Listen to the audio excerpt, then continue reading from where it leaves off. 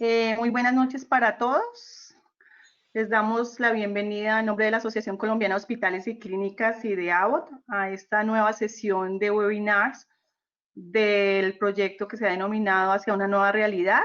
Esta noche nos acompaña el doctor Neuer Giraldo, quien nos va a presentar retos en el manejo del cumplimiento terapéutico del paciente crónico, y Mauricio Ávila de Abbott, a quien le doy la palabra para que nos haga la presentación de nuestro conferencista. Bienvenidos y esperamos que esta sesión sea de mucha utilidad y adquiramos muchas herramientas para la gestión diaria que adelantamos en nuestras instituciones.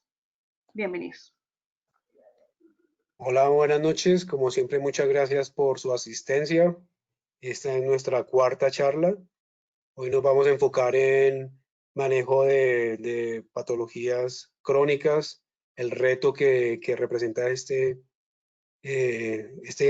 grupo de atenciones que debemos entregar. Nos acompaña Neuer Giraldo, el doctor Neuer Giraldo. Él es químico farmacéutico de la Universidad de Antioquia, máster en Administración de Empresas de la Universidad de AFIT. También es tiene un magíster en Atención Farmacéutica y doctor en Farmacia Asistencial de la Universidad de Granada. Hoy en día es gerente general de Omnivida, una empresa especializada en este tipo de atenciones. Neuer, muchas gracias por la compañía y la presentación. Quedamos a tu disposición. Mauricio, muchas gracias. Lo primero que todo es, bueno, ¿me escuchan bien? ¿Se ve la pantalla? ¿Estamos ok para iniciar? Perfecto. Sí, se ve perfecto. Perfecto, Está vale. bien. Muchas gracias. Bueno, no, lo primero, pues agradecer a la Asociación Colombiana de Hospitales y Clínicas, también agradecer a Abbott por esta invitación y por esta serie de webinars que indudablemente lo que buscan es fortalecer pues como los conocimientos y obviamente buscar nuevas estrategias ante esta nueva realidad que llegó para quedarse y para hacernos evolucionar. Digamos que la dinámica de la charla, vamos a tratar de trabajar una charla de unos 45 minutos, máximo 50, y vamos a dejar un espacio para preguntas. De igual manera, si hay preguntas, igual las pueden colocar por el chat para que las puedan realizar y las iremos contestando.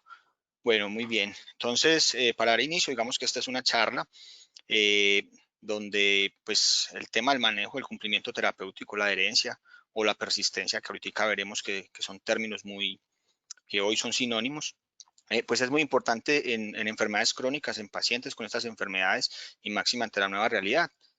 Antes de iniciar, voy a contarles, hoy actualmente yo soy gerente de Omnivida. Omnivida es una compañía relativamente nueva en el mercado, es una compañía de 2 años y medio, es una compañía que nace bajo un hub de innovación que está en la ciudad de Medellín que se llama Ruta N, y con un conocimiento que se traía desde un equipo técnico y administrativo de un operador logístico llamado Gelpharma, donde se presentó un proyecto para hacer una compañía de gestión del riesgo en salud. Ese proyecto, digamos que fue ganador en su momento, y al ser ganador, digamos que encuentra 2 nuevos aliados muy importantes, que es Singularity University, que es una universidad 100% virtual y que busca todo el tema de aceleración de empresas, es como su foco grande. Y el MIT, que sabemos que a través del MINLab, pues es la universidad número 1 en el mundo y que digamos que hoy nos permite acceder a tecnologías que antes definitivamente no podíamos acceder, o por su costo o porque definitivamente no las conocíamos. Entonces, esto se los cuento porque quizás en la presentación, digamos que cómo superar esos retos que hoy tenemos con el paciente crónico, hoy estamos trabajando en eso y lo estamos haciendo a través de diferentes estrategias, que no son estrategias más allá de lo que ya conocemos, ya sabemos qué pasa, pero que esta pandemia nos aceleró o nos abrió la mente y nos permitió hacer cosas que antes no podíamos hacer. Entonces, digamos que hoy como compañía estamos trabajando en varios focos. Un primer foco que tiene que ver con acompañamiento a pacientes, sobre todo en navegación en la ruta del sistema, en educación y en empoderamiento de los mismos, en ser articuladores de diferentes prestadores de salud, sobre todo en formación de redes de cuidado responsable, que es algo que tiene mucho que ver con el futuro, donde hay un futuro colaborativo y creo que es parte también de lo que vamos a ver el día de hoy. Un tema de Data Analytics, donde obviamente pues hoy se puede analizar muchos datos, cruzar muchas variables, y eso nos tiene que permitir ser más eficientes, más rápidos, más claros, más precisos para alcanzar los resultados en salud y máxima en adherencia. También estamos trabajando un tema de investigaciones y programas de educación virtual masiva y automatizada. Entonces, digamos que son 4 focos que hoy tenemos en la compañía y durante la charla les iré contando experiencias que hemos tenido en la implementación con pacientes crónicos para poder mejorar ese cumplimiento, esa adherencia, todo ello. Lo segundo que tengo para decir es que obviamente no hay conflictos de intereses ni con los organizadores ni tampoco con los patrocinadores de este webinar. Entonces, siendo así, digamos que hoy vamos a tener una agenda relativamente con pocos puntos, pero puntos muy claves. Lo primero es que vamos a mirar todo el tema de cumplimiento terapéutico, la importancia que tiene, las consecuencias que genera para los sistemas de salud. Luego viene todo un tema de retos que debemos superar ante esta nueva realidad, donde se combinan cosas muy importantes que es la lógica, quiere decir, volvemos a lo simple, la conectividad y la colectividad, que también lo vamos a explicar. Y al final vamos a dejar un espacio también para, obviamente, unas breves conclusiones y unas preguntas. No siendo más, entonces, arrancando con un tema de cumplimiento terapéutico. El cumplimiento terapéutico, digamos que está definido, pues hay varias definiciones. Yo diría que esta es quizás una de las primeras definiciones que se da por allá en el 73, que la da el doctor Haynes, donde dice que es como ese grado o esa conducta que tiene el paciente en relación a la toma de la medicación o a seguir las recomendaciones que le hacen los profesionales sanitarios, bien sea vuelvo con los medicamentos, con una dieta o con modificación de hábitos de vida. Luego entonces por allá en el 2003, la OMS, y viene un tema que lo quiero mostrar en este slide, y es que en el 73 Haynes habla de cumplimiento terapéutico.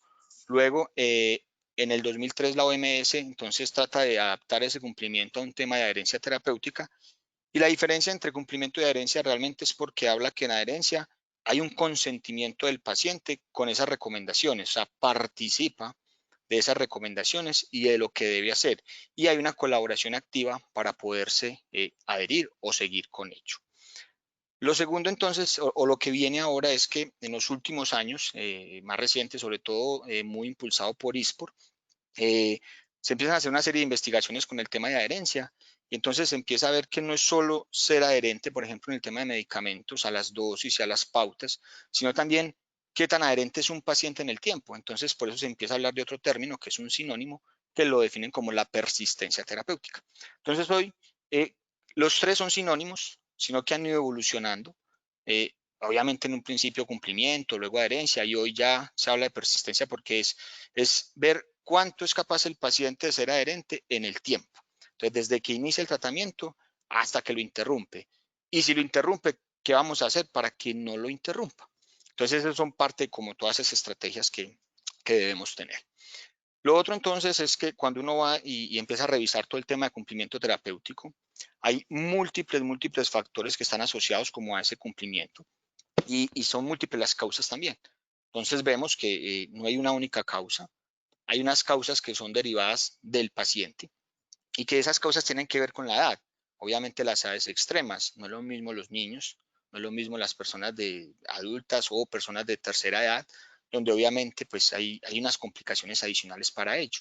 El nivel educativo o el entorno cultural o social, el tema de las creencias también es importante. ¿Qué tanta creencia tengo sobre la medicación? ¿Qué tanta creencia tengo sobre el médico, sobre el sistema? En fin, eso también influye a que el paciente cumpla o no y sea adherente o no sea adherente. Un segundo espacio o ámbito en el cual se debe mirar ese tema de cumplimiento tiene que ver con el tratamiento. Entonces, ese tratamiento farmacológico que se le envía a ese paciente, entonces, allí hay múltiples causas también. Entonces, por ejemplo, las formas de uso. Entonces, no es lo mismo, pues, una tableta a un producto que se deba preparar o, por ejemplo, un inhalador que tiene unas técnicas también adicionales de usar. Y todo eso influye, uno, en que el paciente lo haga bien y dos, en que se motive a hacerlo. El segundo es el tiempo. Obviamente no es lo mismo en medicamentos que se deben tomar por mucho tiempo o por corto tiempo. Hay más probabilidad de que el paciente no sea adherente cuando el tratamiento es a muy largo plazo, y eso normalmente lo sabemos. Viene un tema muy importante que es el de eventos adversos, y quizás es de los principales causantes de que los pacientes no sean adherentes a los tratamientos. Y muchos son prevenibles o muchos son manejables, y es parte pues como del proceso, y que ahorita vemos estrategias que se deben trabajar allí. Hay otros muy importantes, las características organolépticas, lo que tiene que ver con el sabor, el olor, la textura, lo que el paciente siente cuando debe tomar un producto, y yo creo que se ve mucho, sobre todo en los niños, cuando hay productos que no les gustan, pues hacérselos tomar o podérselos dar es definitivamente muy difícil. Y hay otro que aunque no pareciera tan relevante, viene cobrando mucha relevancia, que tiene que ver con el costo. Y el costo no solamente del tratamiento, sino por ejemplo el costo del copago. Hoy en día ustedes saben que en el sistema hay un copago y hay pacientes que desafortunadamente no pueden pagar ese copago. Y allí pues vendrán nuevas cosas que tendrán que implementarse y que seguramente se estarán pensando. Y también cuando hablamos de costo, entonces también cuando son tratamientos muy costosos, hay una tentación a vender el medicamento. Y yo creo que algunos trabajos que hemos podido realizar, llevar en algunas terapias de alto costo, donde hay poblaciones más vulnerables o poblaciones de condiciones económicas relativamente muy bajas, hay una tentación allí y hay quien lo tiente para poder adquirir estos productos. Entonces allí también hay que tener en cuenta y signos de alarma cuando esto pasa. El tercer punto entonces también tiene que ver con la enfermedad. Obviamente esa es una enfermedad crónica. Todos los estudios y estudios que están referenciados muestran que definitivamente lo que es la hipertensión y la diabetes son las que más problemas de adherencia en el tiempo genera. También cuando hay trastornos cognitivos, no es lo mismo pues un paciente que una enfermedad, pero que adicionalmente, por ejemplo, tenga depresión o tenga Alzheimer, donde también allí definitivamente hay que hacer otras estrategias para que ese paciente pueda adherirse o pueda cumplir. Y también la evolución del resultado. Entonces, hay terapias donde el resultado se puede medir rápidamente y hay otras donde no. Entonces, eso también motiva a que el paciente sea más adherente o menos adherente. Y allí también se genera un problema. Lo vemos con los antibióticos, que los antibióticos muchas veces el paciente empieza su antibiótico-terapia y al tercer día ya está bien. Obviamente suspende porque se siente bien y luego viene todo un problema de resistencias que se generan allí. Hay otro punto, un cuarto o arista que tiene que ver con todos estos factores que tienen que ver con el equipo asistencial. Y obviamente en ese equipo asistencial es esa relación que tiene el paciente con el equipo, el tiempo de la consulta, la forma de la comunicación, el tiempo de monitorización. Y es muy importante que ese paciente entienda esas explicaciones que se le dan, que quizás a veces con el tiempo no lo es. Hoy que estamos en un tema de telemedicina, telesalud, pues también la conectividad y herramientas nuevas también complican un poquitico el tema. Entonces allí hay que tener paciencia y estrategias. Y hay una última que pongo allí que tiene que ver con el sistema de salud. Y yo creo que esta, aunque es también muy importante, pues digamos que es una que cada vez gana más terreno y que digamos que es una preocupación del sistema para poderla solucionar. Y tiene que ver obviamente con falta de coberturas, oportunidades a veces en citas y hoy es una de las problemáticas grandes. Cuando llegó el COVID, pues digamos que hoy los pacientes tienen miedo de ir a sus IPS, a los hospitales. No hay oportunidad en las citas, si no hay oportunidad en las citas, pues no hay reclamación de productos y si no hay el medicamento, pues no hay adherencia y esto puede tener unas consecuencias en 2, 3, 4, 5 meses que todavía no las tenemos cuantificadas, pero que se podrán presentar. El tema de autorización de medicamentos, desconocimiento de trámites o medicamentos agotados, que también algo que normalmente puede pasar en el sistema. En este último punto específicamente, quiero explicarles parte de un trabajo que realizamos. Lo van a ver en esta siguiente diapositiva. Aquí es un tema que quisimos evaluar en persistencia en la reclamación de medicamentos. Esto es una IPS para la cual trabajamos, una IPS que atiende más o menos unos 35,000 usuarios en estas enfermedades que están aquí, que en general pues sobre cáncer, inmunodeficiencias, inmunosupresión, respiratorio, VIH, en fin. Y empezamos a mirar los pacientes por qué no reclamaban los medicamentos. Y entonces encontró que 1,733 pacientes no estaban yendo y había múltiples razones. Una, como les decía ahorita, porque el paciente no era adherente, quería suspender y no ir por el medicamento, falta de oportunidad en la cita, por reacciones adversas, porque se le olvidaba, por inconvenientes, en fin. Y hay un aspecto importante que tiene que ver, por ejemplo, con inconvenientes personales. Y cuando uno va y mira un poquitico más por qué se dan, entonces, unos porque son pacientes o que definitivamente pues son cabeza de hogar, trabajan, no tienen los permisos todo el tiempo para poder ir a sus citas o a reclamar su medicación, o muchas veces son pacientes que no tienen pasajes. Pero digamos que allí se empezó como a intervenir un poquitico qué pasaba y se empezó a mirar que de esos 1.733 pacientes se empezaban a gestionar y el 86.8 se podían resolver y muchos era solucionándole el problema de navegación en el sistema y de poder empezar un programa domiciliario, donde inclusive en esta IPS se hizo acuerdos con los aseguradores para que a sus pacientes ese domicilio pues no se les cobrara. Digamos que esto es 2018, esto es mucho antes de COVID. Hoy pues están haciendo domicilios y asumidos por muchos casos por los aseguradores, en muchos casos apoyados también por la industria. Entonces digamos que aquí se empieza a ver que hay unas falencias que lo primero es para que un paciente sea adherente, es que tenga el medicamento. Si no lo tiene, definitivamente, pues no va a poder ser adherente. Y eso hay que resolverlo antes de cualquier otra situación. Lo otro es que muchas de estas causas son relacionadas con el paciente, de las cuales el 56%, como lo ven ahí, el 100% son intervenibles y digamos que es un tema en el cual todos podemos aportar. Lo otro, entonces, allí importante es que para la OMS, entonces, lo que nos dice es que este definitivamente es un tema que es de prioridad en salud pública, porque consecuencias del incumplimiento terapéutico, de la falta de adherencia, son consecuencias clínicas y económicas, donde definitivamente se ve que se incrementa la mortalidad y la morbilidad observada en esos pacientes incumplidores. Y aquí para eso entonces traigo dos ejemplos adicionales y que tienen que ver con consecuencias clínicas. Uno tiene que ver con riesgos. Entonces, un estudio hecho para el año casi 2000 por Rosenberg, donde hablaba que, por ejemplo, el riesgo en pacientes que incumplían con tratamiento anticonceptivo oral en Estados Unidos, para esa época podía generar casi 700.000 embarazos no deseados. Entonces vemos allí que hay unos riesgos de la no adherencia que pueden tener unas consecuencias también para esas personas o esas familias. El otro tiene que ver con efectividad y este es un estudio que se muestra para un tratamiento de Helicobacter pylori, donde se determina definitivamente que la tasa de éxito para Helicobacter pylori se situaba en un 96% si el paciente se tomaba como mínimo el 60% de la medicación y se disminuía hasta un 69% si el porcentaje de la toma era inferior. Entonces vemos cómo definitivamente la adherencia es fundamental y es un aspecto en el cual todos como sistema, como profesionales de la salud debemos trabajar para fortalecerla. Esto como consecuencias clínicas y todos sabemos de esas consecuencias clínicas, pero hay otro punto que son todo ese tema de consecuencias económicas. En consecuencias económicas lo quiero demostrar aquí.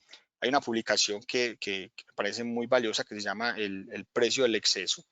Es una publicación realizada por una firma auditora llamada Pricewaterhouse, donde ellos hablan de un término nuevo, un término no tan nuevo, se llama waste, para ellos esto es desperdicios, pero digamos lo que es más como ineficiencias que tienen los sistemas de salud. Esto es del año 2019, sistema de salud americano, donde ellos hablan de que en el sistema pueden tener hasta 1,2 trillones de dólares en desperdicios y que esos desperdicios normalmente se dan por temas que son comportamentales de los pacientes, por temas clínicos o por temas operativos. Dentro de los temas comportamentales que tienen que ver con los pacientes, pues hay diferentes temas, donde está pues el paciente fumador, el obeso, el abuso de alcohol, pero también está aquí la no adherencia. Entonces habla que esa no adherencia puede generar unos costos aproximadamente de 100 billones de dólares para ellos en un año, de los cuales el 25% de esos 100 billones de dólares se ven reflejados en nuevos ingresos hospitalarios y el 75% se ven reflejados en los problemas de efectividad que ello conlleva. Entonces, un paciente no se adhiere, es un paciente que no alcanza esa efectividad, entonces, ¿qué vienen? Nuevos tratamientos, nuevos medicamentos, o en muchos casos la muerte, y eso genera una pérdida también de productividad y la pérdida también como sistema. Entonces, digamos que este es un aspecto que es muy importante, más en los pacientes crónicos, en el cual ya está demostrado que genera problemas clínicos y problemas económicos, donde todos podemos aportar allí. Entonces, en resumen, para esta primera partecita, que tiene que ver con el tema de cumplimiento, digamos que está pues, demostrado que es fundamental en todo tipo de terapia, sobre todo en las crónicas, pero que una baja adherencia pues conlleva unos malos resultados clínicos, que esos malos resultados clínicos conllevan a más atenciones médicas. Esas atenciones médicas por lo general terminan en nuevos y más medicamentos, y eso también genera un incremento de costos para los sistemas de salud y para los pacientes. Entonces, esto es un círculo que tenemos que tratar de romper y tenemos que tratar de solucionar. Y máxime ahora con la nueva realidad donde nos ponen nuevos retos para poderlo hacer. Entonces, terminada esta primera parte, vamos a empezar a mirar esos retos que debemos superar. Y digamos que para empezar a hablar de esos retos que debemos superar, pues lo primero es que hay que hablar de una nueva realidad, una nueva normalidad, en la cual pues estamos ante una pandemia y están los datos publicados hace hora y media del ministerio, donde vemos que a hoy tenemos 124.000 casos aproximadamente, casi 4.400 muertas aproximado. Y vemos que obviamente las curvas también están en diferentes momentos. Algunas ciudades pues ya las están pasando, otros apenas estamos arrancando. Y esto implica obviamente pues mayores cuidados y también mayores temores de la población que hoy no está consultando y en la cual pues tenemos unos retos importantes allí. Digamos que ante esta nueva realidad o esta nueva normalidad pues hay muchas preguntas de qué va a quedar, qué sigue, qué evoluciona, qué es lo que debemos hacer. Digamos que no tenemos todas las respuestas, pero digamos que sí hay unas tendencias que van mostrando y esas tendencias lo que muestra es que hay que volver, por ejemplo, a lo simple. Y en lo simple es entender esa simpleza y en esa priorización y entender cómo lo hacemos para que pueda ser posible. Y ahorita vemos unos ejemplos de lo que yo hablo ahí desde la simpleza. Lo segundo tiene que ver con la conectividad y es como hoy pues la comunicación y la educación digital pues ganan un auge fundamental y cómo esto nos aceleró por lo menos entre 4 y 5 años de cosas que veníamos haciendo y que definitivamente solo ante esta pandemia y como lo dicen, ante las crisis o ante las guerras es que salen pues los casos de éxito y acelera absolutamente todo. Y lo tercero tiene que ver con la colectividad y también nos lo demuestra esta nueva realidad, que esto solo se soluciona de manera colectiva, porque vamos al caso del COVID, de nada vale si yo me cuido y en mi casa alguien no se cuida, o si en mi casa todos se cuidan y yo no me cuido, o si en mi barrio, o si en mi ciudad. O sea, esto es un tema de colectividad y asimismo debemos aprovechar ese sentido de colectividad para construir y son temas muy importantes que vamos a revisar. Dentro de esa nueva realidad o nueva normalidad, digamos que hay una serie de cambios y hay unos cambios, lo primero que se nos vienen son, digamos que hay unos cambios económicos y unos cambios sociales. En los cambios económicos, digamos que pues, desafortunadamente pues lo hemos escuchado, no son muy buenas noticias, donde van a haber decrecimientos en general en todo el mundo y con nuestros socios comerciales como Colombia. Digamos que Colombia va a decrecer aproximadamente, dice que el 2.4, 2.5, pero por ejemplo Estados Unidos un 6, Europa un 7.5, Venezuela un 15. Entonces digamos que allí también eso para nosotros nos genera una serie de incertidumbres desde lo económico, pero también desde lo social se ven diferentes cambios. Entonces cambios, por ejemplo, como el tema de convivencia y socialización, donde hay un tema y es, antes se veía mucho la migración de lo rural al urbano.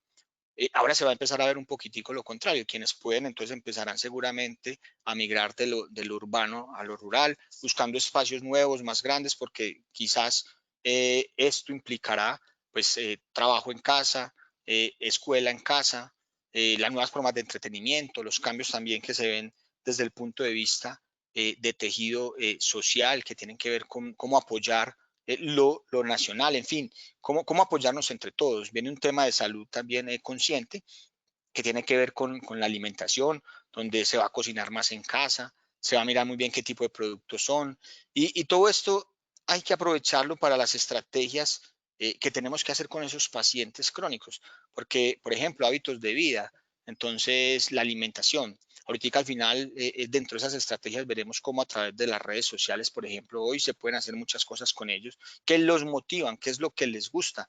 Y ese es un factor activador para que, por ejemplo, sean más adherentes. El tema de la medicina también pues va a cambiar Lo que le decía ahorita, los pacientes tienen miedo de ir realmente a las IPS, a los hospitales. Entonces, digamos que aquí también es un tema de priorización, a quienes les llevamos todo el tema de telemedicina y todo esto. Hay un tema también de nuevas formas de trabajo que tiene que ver con trabajo remoto, la movilidad, definitivamente también el servicio público cada vez se va a utilizar menos, la gente querrá otras alternativas de movilidad, transporte en bicicleta, patineta, en fin, todo un tema de consumo responsable que tiene que ver con esa conciencia social, ambiental y sanitaria. Entonces, digamos que esta nueva normalidad a nosotros también de cierta manera nos pone retos y nos muestra que todo de cierta manera, quizás lo complicábamos mucho antes, no lo sé, pero sí nos devuelve como a lo esencial y a lo simple. Entonces, digamos que en lo simple, hoy esta nueva realidad nos obliga a pensar de una manera más lógica, y en esa lógica es cómo nos vamos a acercar a los pacientes, cómo vamos a entender esas necesidades que tienen, esos riesgos, esos problemas que conlleva el incumplimiento terapéutico. Cómo podríamos, no sé, caracterizarlos y buscar mejores soluciones para ellos. Entonces, digamos que en un trabajo que venimos realizando aproximadamente hace 2 años, hemos encontrado algunos factores comunes. Dentro de esos factores comunes, entonces está muy claro que hay que caracterizar a los pacientes. Y esa caracterización de los pacientes es para poder entender más allá de lo clínico, más allá de lo farmacológico, quién es cada paciente y poderle dar soluciones únicas, soluciones singularizadas a ese paciente. Luego, una vez los tengamos caracterizados, pues habrá que clusterizarlos, habrá que clasificarlos por niveles de riesgo para poder empezar a priorizar dónde debemos actuar más rápidamente y dónde también hacerlo de una manera equitativa. Y equitativa es que aquel que más necesita más se le da y aquel que menos necesita pues igual se le da, pero en su justa proporción. Y todo un tema también de cómo empezamos a gestionar esos riesgos. Entonces, cuando hablamos de caracterización, yo les decía que más allá de lo clínico, más allá de lo farmacológico, por ejemplo, hay que entender cuál es el nivel de acompañamiento que tienen que tener esos pacientes, si tienen redes de apoyo, por dónde nos tenemos que comunicar con ellos. No es solo el teléfono, hay múltiples vías, ahorita lo veremos, qué restricciones tienen para acceso a los servicios, dónde viven esos pacientes, qué tanto usan o no la tecnología y cómo podemos revisar esa omnicanalidad. Entonces hay factores muy importantes y aquí se los voy a mostrar. Este, por ejemplo, es otro programa. Aquí ven aquí una diapositiva de esa caracterización que debemos hacer. Este es un programa de cáncer de mama donde hay aproximadamente 1.600 pacientes y vemos cómo podemos identificar, perdón, que el 7.1% aproximadamente tiene dificultades de movilidad, que algunos pacientes tienen dificultades de comunicación, que algunos pacientes no tienen red de apoyo y que de esos 1.600 pacientes, aproximadamente 420 son cabezas de hogar. Y al ser cabezas de hogar, son personas que no pueden dejar de trabajar aún con su enfermedad. Y si no pueden dejar de trabajar, eso implica que hay que acomodarnos a esos pacientes. Lo decía ahorita, las agendas de atención de esos pacientes no pueden ser las que les designemos porque no van a asistir en muchos casos. Es entender cuáles son los tiempos que tienen y cómo le vamos a llegar. El tema de reclamar los medicamentos, igual, no es cuándo puede, sino cómo vamos a llegar donde ese paciente. Lo otro que es una recomendación en este tema de caracterización y hoy más que en el tema de tecnología es entender cómo y con quién y por dónde nos vamos a comunicar. Entonces resulta que lo primero es que hay que caracterizar de esa población si puedo contactar al paciente o al cuidador, dependiendo de la patología. Entonces, dependiendo de eso, entonces, a ese paciente, si le gusta que lo contacten por celular, por correo, por mensaje de texto, por teléfono fijo, por WhatsApp, por Facebook, en fin, ahí hoy existe la multicanalidad y yo creo que es una ventaja que tenemos que aprovechar y entender cada paciente cómo se quiere comunicar. Porque si el paciente no quiere que se comuniquen con una llamada, entonces pues yo no pierdo tiempo tratando de llamarlo. Si yo sé que le gusta es el Messenger o los mensajes de texto, pues entonces lo tengo que caracterizar y saber por dónde me voy a comunicar. Y esto es muy importante porque nos permite algo que es la productividad y no perder el contacto o la contactabilidad con estos pacientes, que desafortunadamente, por no tener eso tan claro, las contactabilidades son muy bajas y eso pues es ineficiente para el sistema y es muy riesgoso para esos pacientes por no poder llegarle con la información que se le quiere llegar. Entonces, digamos que ese es otro aspecto importante a tener en cuenta. Luego, cuando hablamos entonces de clusterizar, yo les decía, una vez caracterizada esta población desde lo clínico, lo farmacológico y lo humano, entonces hay que empezar a entender esos pacientes que tienen unas fragilidades, como en qué etapa de la enfermedad están, qué otras enfermedades tienen, si tienen hospitalizaciones, la polimedicación, las edades, las urgencias. Digamos que eso nos permite hacer una serie de clasificaciones. Aquí les voy a mostrar cómo se puede hacer y hay algunos ejemplos de ello. Este, por ejemplo, que ven acá como es un tablero, esto es un tablero que se construye. Para esto, digamos que hay diferentes herramientas en el medio para hacer tableros de gestión poblacional. Pues ya obviamente esto es más de gente de sistemas, pero yo creo que todas las entidades pueden acceder a ellos y son herramientas realmente de fácil uso como Power BI, Python, R, en fin. Al final lo importante es esto cómo nos permite clusterizar y entender dónde nos vamos a enfocar. Entonces, por ejemplo, esta es otra institución, una institución que atiende aproximadamente 92,000 pacientes, de los cuales lo que hacemos es caracterizar esa población. Si ustedes ven acá, hay 92,000 pacientes que están en diferentes categorías, un nivel de fragilidad, alto, medio, bajo. De esos, entonces, tienen unas patologías, pero quiero que nos concentremos acá. Entonces, si ven, entonces aquí el 31% son polimedicados, el 16% tienen edades extremas, el 12% se han hospitalizado, esto es en el último año, el 32% tienen varias enfermedades, varias patologías y el 50% han visitado urgencias en el último año. Cuando yo voy y miro entonces de esta misma población, ¿quiénes están en riesgo alto? Porque si yo voy y quiero hacer unas estrategias de mejorar la adherencia o mejorar el cumplimiento sobre los 91,000, pues uno, me voy a demorar un tiempo y dos, de pronto voy a dejar los que mayores riesgos tienen y más necesitan de pronto al final. Entonces, cuando yo puedo clusterizar y poder medir ese nivel de fragilidad, entonces, si yo aquí me voy a los altos, entonces en los altos ya me veo que esos 92,000 ya me baja que son solo 5,797, que sigue siendo muchos, pero ya es solo el 6,33% aproximadamente, donde obviamente si ven aquí los tacómetros antes estaban o tenían más parte pintada de verde, aquí más rojo, lo cual quiere decir que realmente son los que más riesgo tienen. ¿Por qué? Porque, por ejemplo, si vemos de estos pacientes, el 95% del análisis de esta población son polimedicados, el 63% tienen edades extremas, el 67% están hospitalizados, todos tienen 96% más de una patología y el 95% ha visitado el servicio de urgencias durante el último año. Entonces, aquí ya bajo de 92,000 a 6,000 o a 5,700 y sobre ellos entonces puedo luego hacer algo, nosotros lo llamamos pescar riesgos, esto es un ejemplo de lo que hacemos, lo ven aquí en estos peces, pues pescamos riesgos o desenlaces cumplidos, que tiene que ver con entender entonces en esa población cómo puedo mejorar la adherencia y qué cosas no me ayudan para que ese paciente primero pues no se adhiera o pueda generar riesgos en salud para ese paciente. Entonces problemas como eventos adversos, duplicidades, sobredosificaciones, en fin.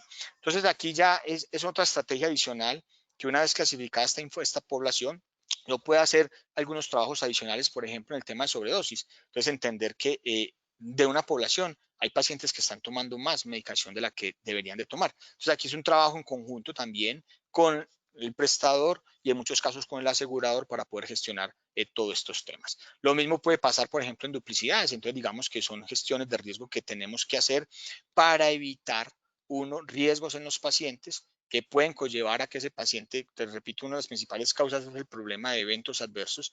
Si ese paciente no se adhiere por eventos adversos, pues vamos a fracasar. Entonces, digamos que aquí es un tema importante también de riesgos que tenemos que gestionar. El segundo, entonces, punto que tiene que ver con superar retos, tiene que ver con la conectividad. En la conectividad, digamos que hoy pues tenemos una oportunidad, como lo dice, de oro, porque digamos que las personas o los pacientes en general nos ha tocado adaptarnos a las herramientas de comunicación digital, no solamente para trabajar, sino también para mantener relaciones personales con las familias, en fin, durante el confinamiento.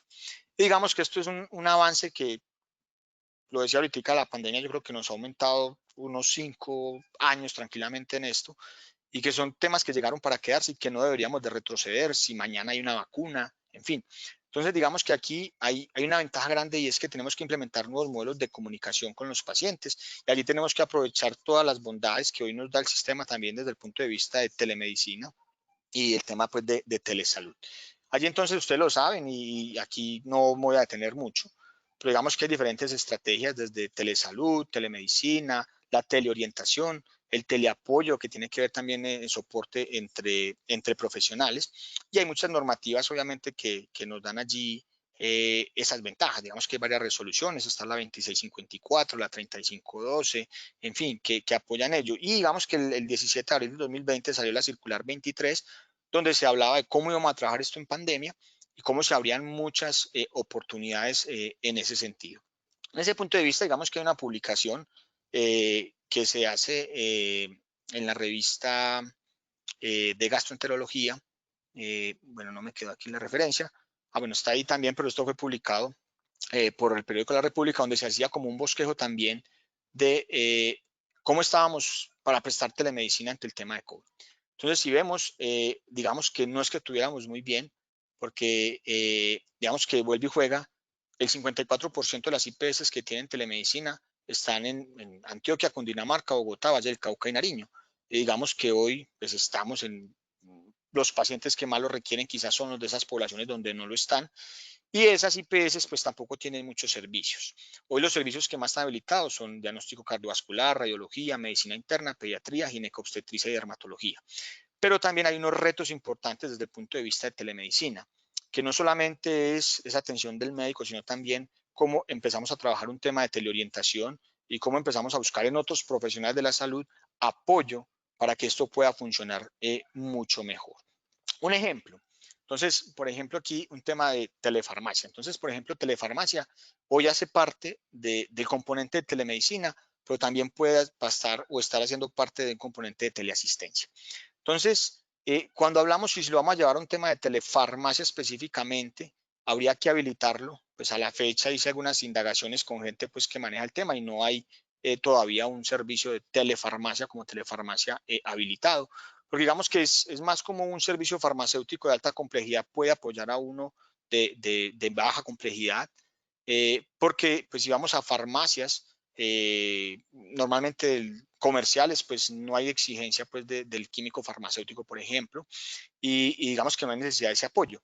Pero donde sí hay un rol importante que se puede hacer es un tema de teleasistencia.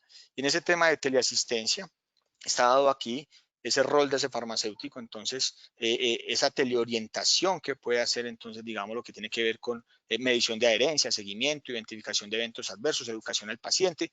Entonces también cómo empezamos a jugar un rol importante allí con los pacientes. Yo creo que antes se venía haciendo, hoy hay que migrarlo a la teleorientación y aprovechar todas esas estrategias. Por eso la importancia de entender cómo nos vamos a comunicar con esos pacientes. Allí entonces, en telemedicina, hay unos retos muy importantes por superar y tienen que ver, por ejemplo, que falta cobertura. En telemedicina nos falta cobertura. No estamos llegando a todas las poblaciones. Estamos en las principales ciudades, pero todavía nos falta mucho. Hay que entrenar mucho el personal, los mismos médicos, los farmacéuticos, las enfermeras, los nutricionistas, en fin.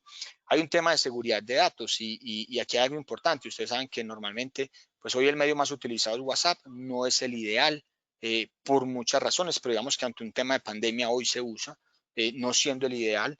Y digamos que allí pues es muy importante hacer un seguimiento a algo que se llama las normas HIPAA, que son como las normas que regulan todo este tema de seguridad.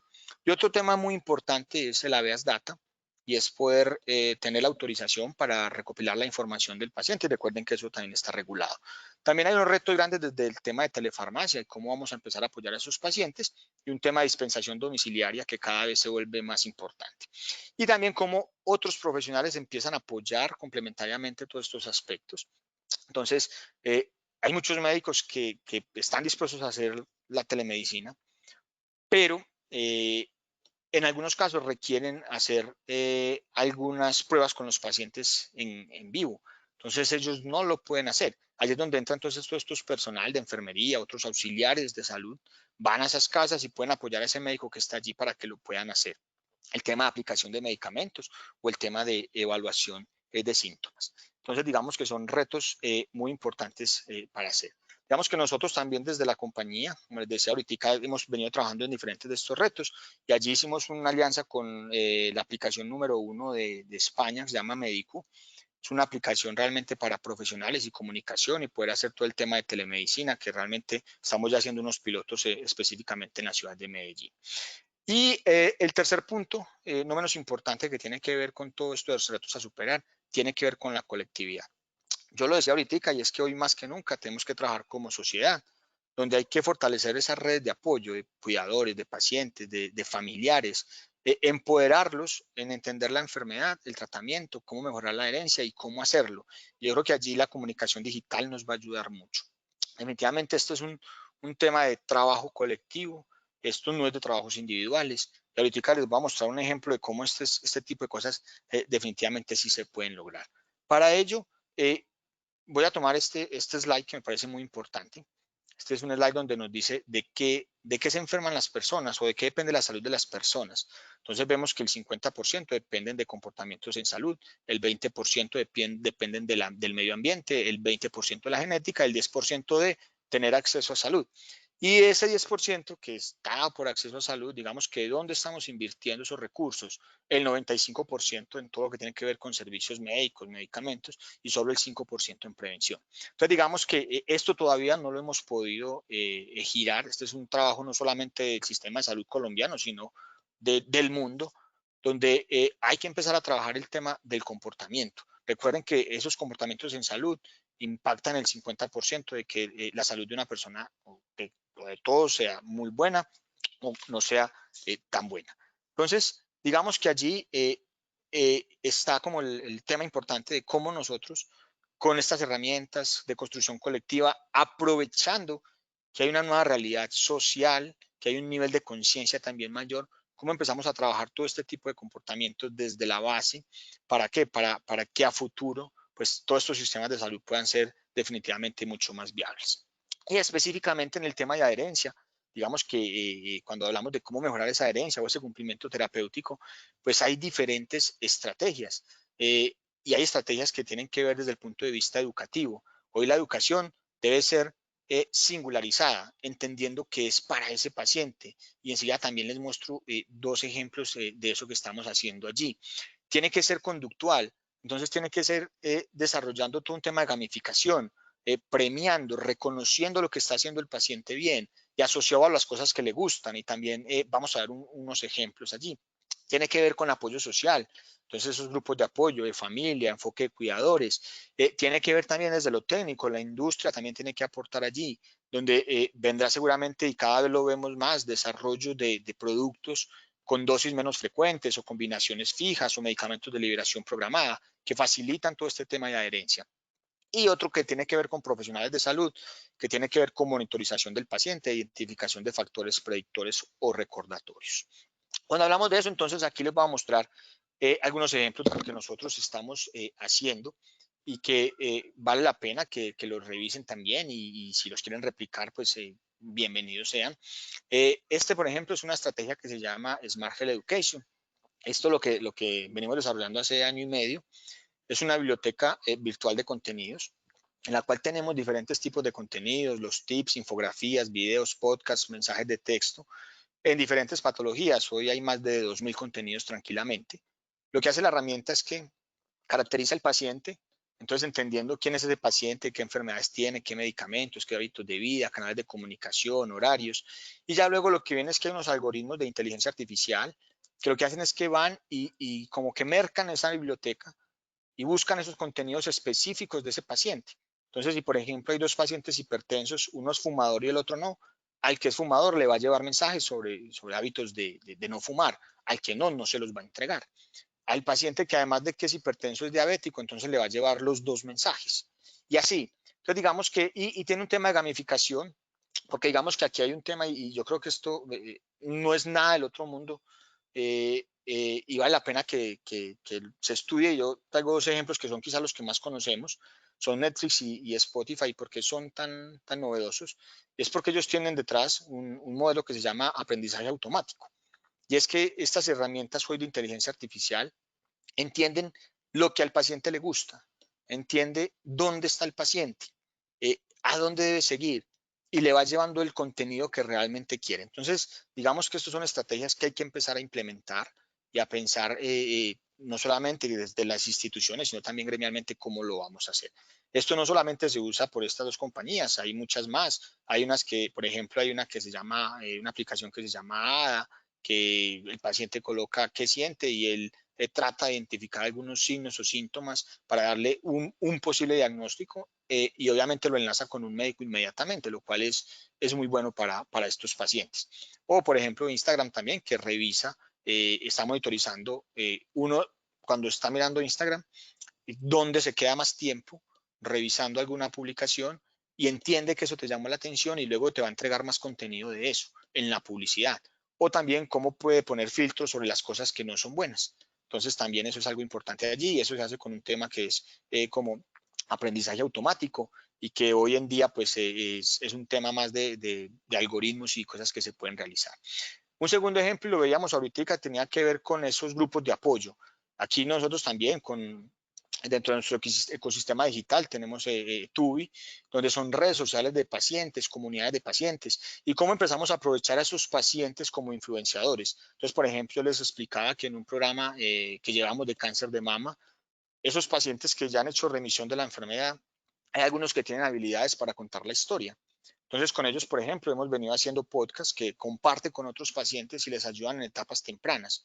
Entonces, también cómo somos capaces de identificar esos pacientes líderes que están dispuestos a ayudar y que son capaces de volverse influenciadores. Yo creo que hay que tratar de empezar a darle un buen uso también a estas redes sociales en ese aspecto, que yo creo que allí no las hemos explotado como se deberían de explotar.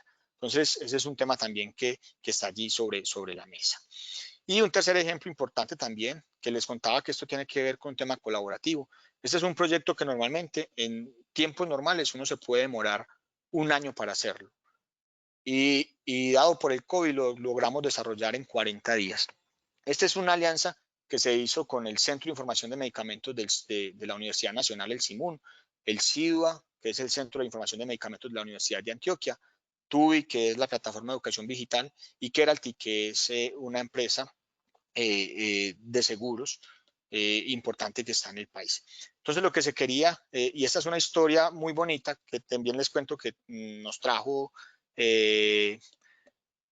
como un sinsabor muy importante, enseguida se los digo por qué. Cuando salió todo el COVID, entonces había una preocupación, y es que se hablaba de muchos productos, entonces se hablaba de ivermectina, se hablaba de lopinavir, ritonavir, cloroquina, hidroxicloroquina, se hablaba de vitamina D, en fin, y se estaba viendo todo un tema de automedicación también de los pacientes por la desinformación.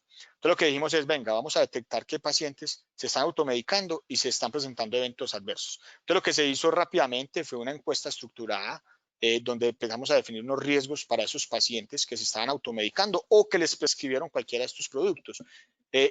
Esa encuesta entonces nos daba, el paciente le llegaba por un mensaje de texto o por una página web, el paciente llenaba la encuesta, el sistema inmediatamente identificaba, tenía unos algoritmos de decisión para determinar si el paciente tomaba cloroquina, entonces luego le preguntaba cuáles eran los eventos adversos que se pueden presentar de cloroquina para que él chuleara y colocara los que se presentaran.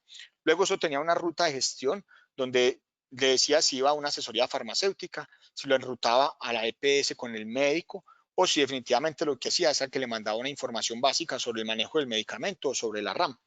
Entonces, digamos que esto es muy valioso porque además el paciente que decía que tenía síntomas, por ejemplo, le daba mareo y vómito al tomar cloroquina. Entonces, el sistema, lo primero, si era automedicado, entonces lo enrutaba con el médico para verificar si lo necesitaba. Si era prescrito, entonces lo que hacía era que le mandaba una ficha de manejo de la RAM o le mandaba una ficha de manejo de la RAM para que el paciente siga. Y a los 2 días vuelve y le pregunta cómo van. Y si no va bien, entonces lo enrutaba. Entonces, digamos que es algo que realmente la intervención humana es poca. Sistematizada para masificar, muy valiosa. Pero ya cuando estamos en la plaza de implementación, se vino todo como el tema de comunicación responsable de que no se deben automedicar ni se deben utilizar ningún producto que no esté aprobado para eso. Y realmente hoy, pues solamente está aprobado 2, que sabemos que es el Remdesivir y el interferón, perdón, la inmunoglobulina, que definitivamente solo se usan a nivel hospitalario. Entonces, digamos que el acierto fue que logramos sacar un proyecto que se puede demorar más de un año en 40 días. El desacierto fue que cuando ya lo teníamos listo, ya no se utilizaban los medicamentos. Entonces, al final fue un aprendizaje y esto quedó sobre la mesa para poderlo utilizar luego seguramente. Y lo que queremos hacerle es darle un viraje por ejemplo, a poder seguir los eventos adversos de los pacientes con enfermedades crónicas. ¿Para qué? Para identificar esos que tengan eventos adversos e intervenirlos rápidamente para que no vayan a suspender todo el tema de adherencia. Y finalmente, uno de los puntos también importantes que recomiendo o que normalmente hemos visto que da mucho, hoy en día da muy buen resultado, es el empoderar los pacientes. Y para empoderar a los pacientes, digamos que hay unos términos que los van a ver ahí, que tienen que ver con los PROMs y los PREMs. Estos son términos que tienen que ver con reportes de los resultados por parte del paciente o reportes de las experiencias por parte del paciente, donde hoy los pacientes cada vez más tienen más poder, participan más dentro del sistema y obtener esa experiencia que tienen dentro del sistema es fundamental para poder hacer cualquier o diseñar cualquier estrategia que se quiera hacer con ellos. Y también un tema de Internet de las cosas que es importante. Entonces, en el tema de experiencias de paciente, en el tema de resultados que ellos pueden reportar, entonces entender ese tema de efectividad, si el producto le mejora los síntomas, si mejora una función, si siente que le mejora la calidad de vida. En el caso de seguridad, si siente por el contrario que le está generando daño, si por ejemplo alguien cercano murió o el paciente después cuando se llamó pasa mucho, muere no necesariamente por el producto, pero es un resultado que no se espera o hay complicaciones. Entonces esto también es importante porque ese es el sentir del paciente para que pueda ser más o menos adherentes. En el tema de experiencias, también es muy importante y lo veíamos ahorita que uno de los factores tenían que ver no solamente por el paciente, el tratamiento, la enfermedad, sino también por el relacionamiento con nosotros, los profesionales del área de la salud. Entonces, ¿qué piensa ese proceso de atención? ¿Fue digno el trato? ¿Fue adecuado? ¿Hubo confianza? ¿Hubo limpieza? ¿Hubo puntualidad? Ahora con COVID hubo protocolos. Entonces, digamos que eso también es un aspecto importante que tenemos que empezar a evaluar. Y también el Internet de las cosas médicas, que lo que hacen es posible que se puedan medir muchos datos en tiempo real para poderlos analizar. Entonces, por ejemplo, y esto no es tan difícil, y cuando uno empieza a mirar en todo este tema de tecnologías, empieza a encontrar ejemplos muy valiosos y muy buenos, como por ejemplo, ustedes saben que hay una serie de terapias que tienen que ser directamente observadas. Entonces, hoy el reto es, vamos a observarlas desde lo virtual. Entonces, haciendo la cita con el paciente, hago la videollamada, veo que se lo tomó y eso tiene que ver con un tema de gamificación. Por ejemplo, los pacientes que utilizan medicamentos de alto costo y que tienen que aplicarse los productos en casa. Entonces también al paciente se le pide que mande una foto del producto, cuando se lo aplicó y se mira y se va gamificando. Esa gamificación tiene que ver con esas cosas que les gustan. Yo les decía ahorita los influenciadores. Entonces influenciadores que no son solo influenciadores de la enfermedad, entonces influenciadores en hábitos de vida, en cocina saludable, influenciadores en ejercicio. Hoy si vemos, por ejemplo, durante la pandemia, las palabras más buscadas en Google es cómo hacer ejercicio en casa. Entonces también cómo empezar a llegarle a ese paciente con otras cosas, involucrarlo en todo un tema de cambiar los comportamientos en salud. ¿Para qué? Para obtener mejores resultados. Y definitivamente el tema de automatización, los bots, que hoy pues digamos que facilitan hasta cierto punto y que hay que tenerlos en cuenta para ello. Entonces digamos que en resumen, en esta parte de los retos, entonces para recordarlo simplemente es priorizar, hacerlo más sencillo, entender quién es cada paciente, gestionar esos riesgos, utilizar todo el tema de comunicación digital, y definitivamente construir colectivamente. Y construir colectivamente es construir con todo el sistema. Entonces, con el paciente, con el prestador, con el dispensador, con el asegurador, sobre esas estrategias poblacionales que definitivamente debemos llevar. Entonces, ya finalizando, aquí unas conclusiones rápidas. Entonces, es claro que el cumplimiento terapéutico es eje fundamental, lo vimos tanto en resultados clínicos, económicos y humanísticos, que debemos conocer lo mejor posible a los pacientes, entenderlos y buscar adaptarnos a sus realidades y necesidades. Ya ellos no se adaptan a nosotros, somos nosotros los que nos debemos de adaptar a ellos. Ya la medicina se personaliza, las estrategias se personalizan y eso es lo que vemos que hoy en día funciona muy bien. Lo otro es aprovechar estas nuevas tecnologías. Hoy la gente está más en un mundo digital que mucho tiempo atrás. Entendemos también que hay pacientes, sobre todo en los crónicos, de edad avanzada que no lo pueden hacer, pero si tienen redes, esas redes son sus familiares. Ojo, hay pacientes que tienen más de 2, 3 cuidadores. Hay que saber que tienen más de 2 o 3 y hay que llegarle a los 2 o 3. y eso lo permite esa caracterización de cada paciente. Entonces, con estas tecnologías, optimizar esos recursos, mayor digamos, posibilidad de acompañar al paciente e involucrarlo para que el paciente también nos empiece a reportar muchos más datos que antes no lo hacía. Y también muy importante empoderar al paciente en el cuidado de su enfermedad, en el reporte de esos resultados y en todo el tema de experiencias y de adherencias. Y finalmente, digamos que esto es más como un tema de reflexión, donde dice que obviamente estamos en momentos propicios para crear, para cambiar, reflexionar sobre si nuestra antigua realidad era realmente funcional para alcanzar los objetivos terapéuticos o si realmente es necesario reconfigurar todo de una manera nueva de cooperar, comunicar, decidir, coexistir con los pacientes y con su entorno. Yo pienso que pues hay una frase que decía Einstein que locura era hacer lo mismo y esperar resultados diferentes. Yo creo que hoy se demuestra que sí podríamos hacerlo, que tendríamos que montarnos en esa ola de cambio y ser parte de esa ola y aprovechar hoy todas las tecnologías y ese conocimiento previo que teníamos para no seguir haciendo lo que veníamos haciendo, porque lo que se demuestra es que no era lo adecuado. Y hoy tenemos que trabajar para alcanzar como ese éxito. Muy bien. Eso es lo que les quería compartir el día de hoy. Muchas gracias. No sé si hay preguntas, a menos que las enviarían por el chat. Bueno, de 8 en punto. Muy inglés. Muy cumplido, doctor Newell. Muchísimas gracias a usted. Sí tenemos algunas preguntas y le reiteramos a los asistentes quienes deseen hacer preguntas, valga la redundancia, por favor enviarlas por el chat. Tenemos una primera pregunta que dice, si un químico farmacéutico puede asistir a visitas domiciliarias junto con un médico y entendiendo que el tiempo es limitado, concretamente, ¿qué considera que se debe hacer como actividad farmacéutica para que realmente la visita tenga un impacto? Vale, yo lo primero es que mi primera recomendación es definir a quién se va a visitar. Digamos que los recursos son limitados. Entonces, de ahí la importancia de priorizar. O sea, a quién voy a ir a visitar y con qué objetivo lo voy a visitar. Porque ya cuando uno va y visita al paciente, pues digamos que hay muchas cosas. Yo lo primero que haría, y si va a la casa, es tráigame el cajón que tiene al lado de la cama, porque hay de tener muchos medicamentos que le sobran, vencidos, y que son un riesgo para tenerlos ahí en la casa.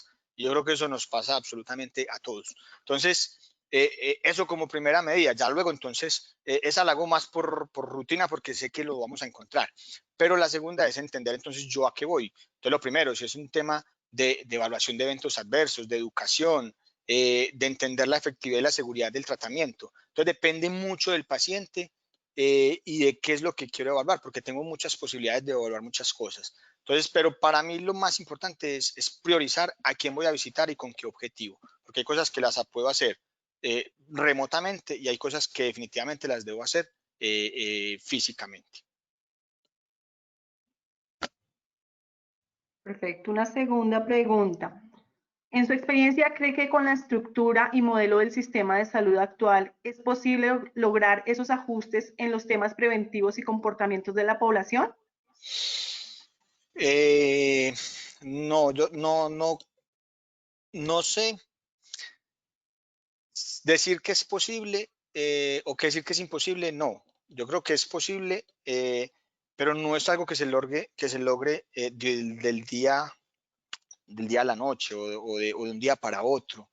Definitivamente son cambios que se tienen que dar, cambios sociales, cambios culturales.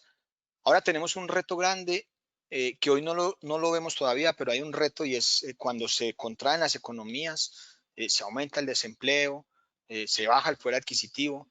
Hay unos retos primeros puntuales a satisfacer, que es una serie de necesidades básicas.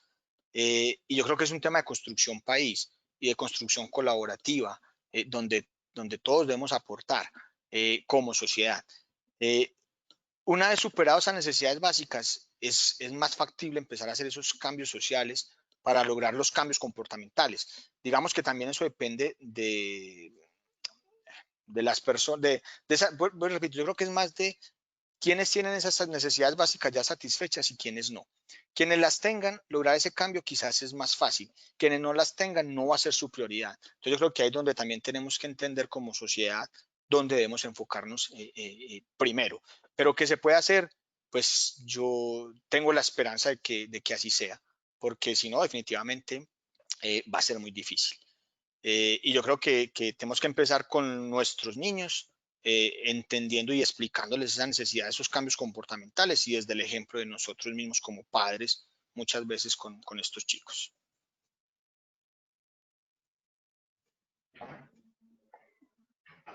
¿Cómo se puede intervenir cuando un medicamento se encuentra agotado en la farmacia que lo dispensa y este medicamento, la única alternativa que ofrece la EPS es su plan, pero el paciente no cuenta con los medios económicos para comprar el medicamento?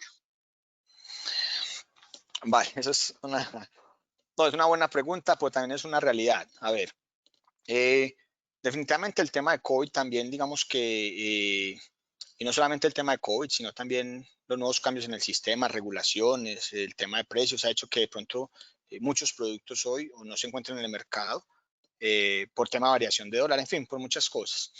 Digamos que ahí definitivamente, si no hay la alternativa y obviamente el paciente no la puede conseguir, aquí lo que se tiene que hacer es un trabajo con el prescriptor de buscar la siguiente alternativa, la mejor alternativa que siga para ese paciente y que pueda ser cubierta obviamente por el sistema de salud.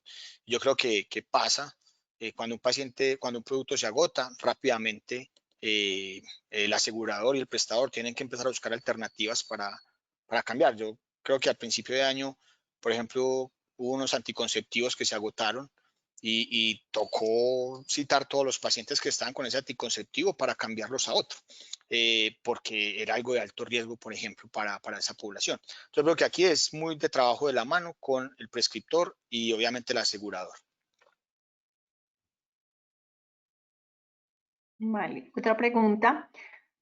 Cuando usted habla de farmacéuticos, debemos entenderlo como químicos farmacéuticos, regentes de farmacia, auxiliares en servicios farmacéuticos, droguistas o todos, ¿o a qué se refiere exactamente?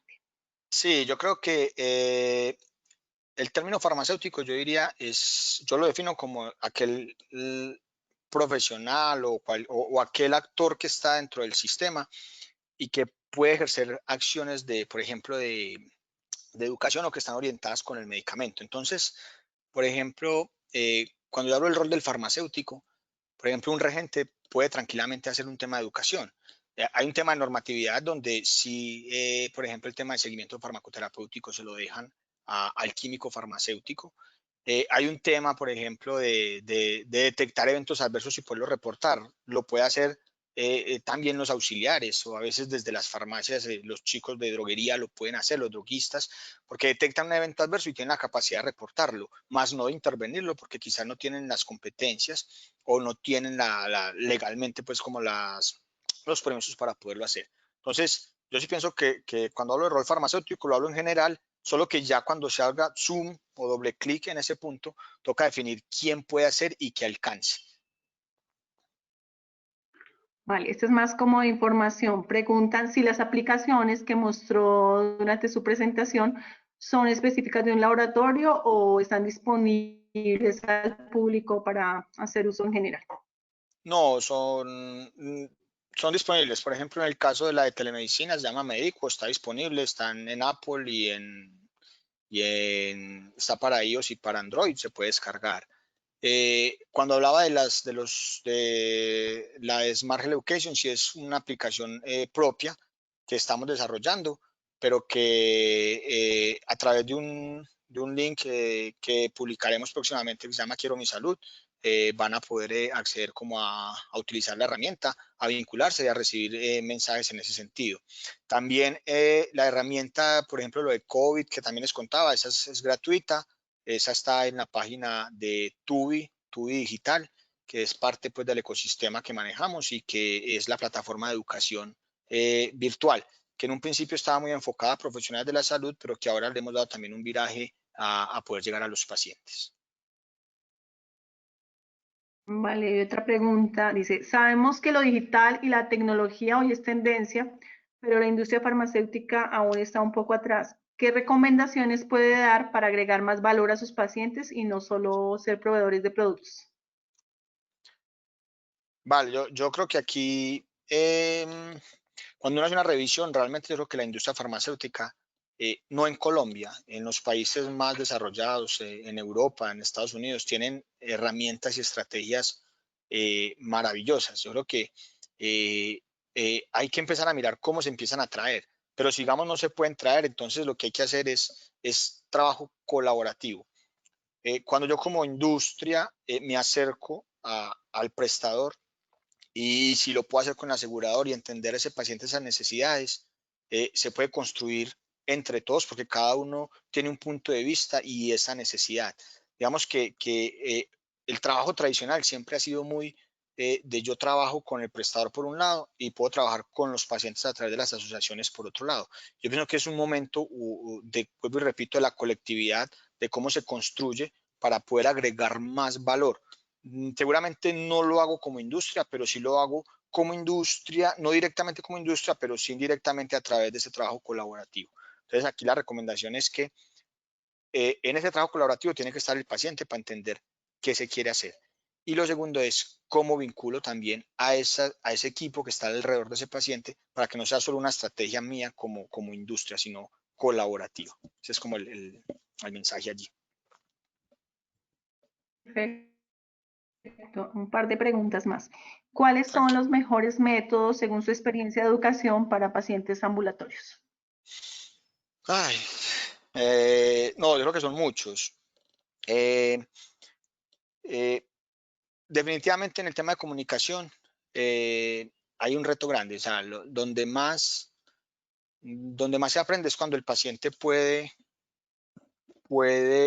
observar y palpar, involucrarse en esa técnica o en esa herencia o en algo. O sea, el paciente cuando yo se lo digo, capta una parte, pero cuando además se lo digo, se lo demuestro, capta otra. Pero si se lo digo, se lo demuestro y él lo hace y lo prueba, ese es el mejor.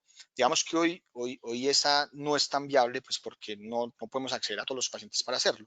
Pero yo creo que aquí hay que hacer una combinación. Vuelvo y repito, aquí hay un tema que se llama omnicanalidad y en esa omnicanalidad hay que aprovechar los diferentes medios que hoy tenemos. Entonces a esos pacientes que tengamos la fortuna de poderlos ver, aprovechar ese tiempo y enseñarles. A los que no, llegarles a través una cosa importante y que también hemos aprendido.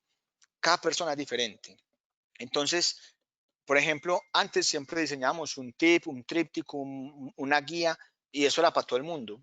Y resulta que a la gente no a todo el mundo le gusta leer, o hay gente que no sabe leer, hay gente que le gustan los audios, hay otros que le gustan los videos. Entonces, no hay un método único, no hay uno que sea mejor que otro, depende del paciente. Lo que sí hemos visto que hoy gana más terreno es omnicanalidad y singularidad. Entonces, yo entiendo qué le gusta a quién y a través de ese medio le debo llegar. Vale, doctor. Otra pregunta. Para el caso de las encuestas estructuradas, ¿estas se enfatizarían en los eventos adversos de las terapias habituales para la patología?